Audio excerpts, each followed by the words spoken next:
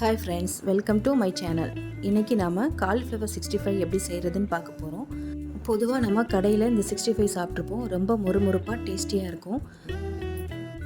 முக்கியமாக குட்டீஸ்ங்களுக்கு ரொம்ப பிடிக்கும். இதை நீங்கள் வீட்டிலே ட்ரை பண்ணலாம், ரொம்ப பர்ஃபெக்டாகவே வரும்.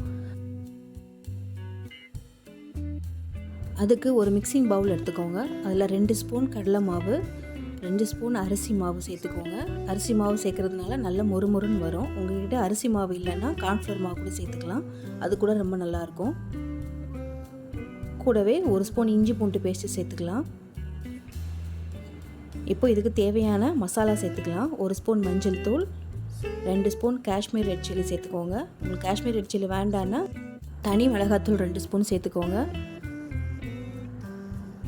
கூடவே 3 ஸ்பூன் மல்லித்தூள் சேர்த்துக்கலாம்.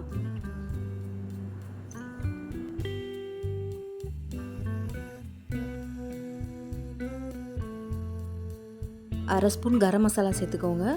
இப்போ இதில் ஒரு 3 டேபிள் ஸ்பூன் எண்ணெய் சேர்த்துக்கலாம்.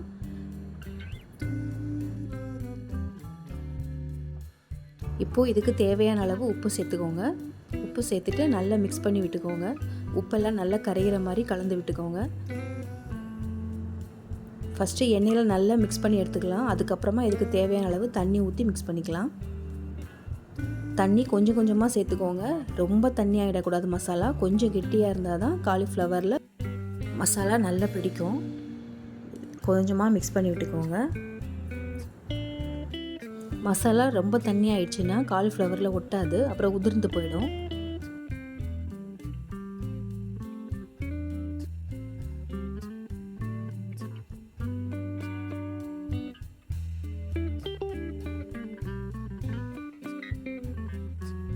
இப்போது இதில் ஒரு 1/4 ஸ்பூன் ஃபுட் கலர் சேர்த்துக்கோங்க. இது ஆப்ஷனல் தான், வேண்டான்னா ஸ்கிப் பண்ணிடலாம். இதில் இன்னும் கொஞ்சம் தண்ணி ஊற்றி நல்லா மிக்ஸ் பண்ணிக்கலாம்.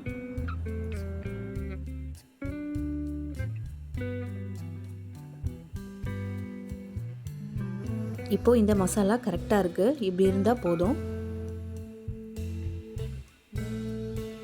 இப்போது இது கூடவே 1 ஸ்பூன் மிளகுத்தூள் சேர்த்துக்கலாம்.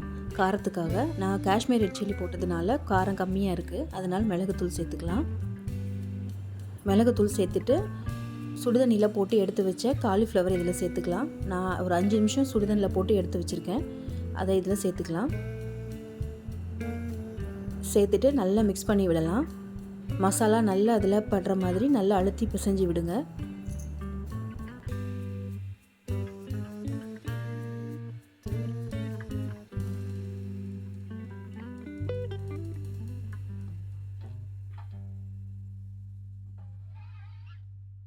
இப்போது இதை ஒரு அரை மணி நேரம் நான் ஊற வச்சு எடுத்துருக்கேன்.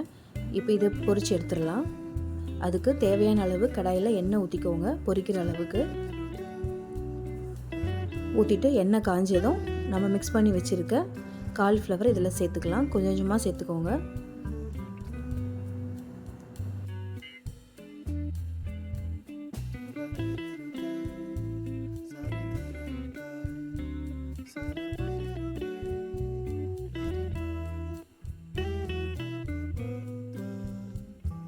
காலிஃப்ளவர் சேர்த்த உடனே கரண்டி போட்டுறாதீங்க. ஒரு 2-3 நிமிஷம் நல்லா வேகட்டும். இப்போது 2 நிமிஷம் நல்லா வெந்திருக்கு. இதை அப்படியே நம்ம திருப்பி விட்டுக்கலாம்.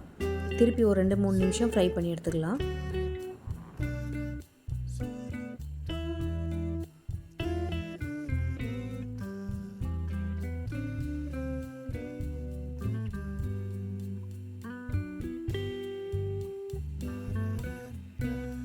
இப்போது காலிஃப்ளவர் நல்லா ஃப்ரை ஆகிடுச்சு.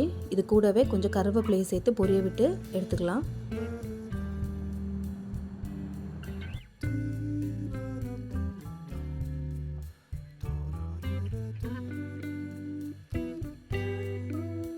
இப்போது நமக்கு சூப்பரான காலிஃப்ளவர் ஃப்ரை ரெடி ஆகிடுச்சு. இதே அளவில் நீங்கள் வீட்லேயும் ட்ரை பண்ணி பாருங்கள், கண்டிப்பாக சூப்பராக வரும்.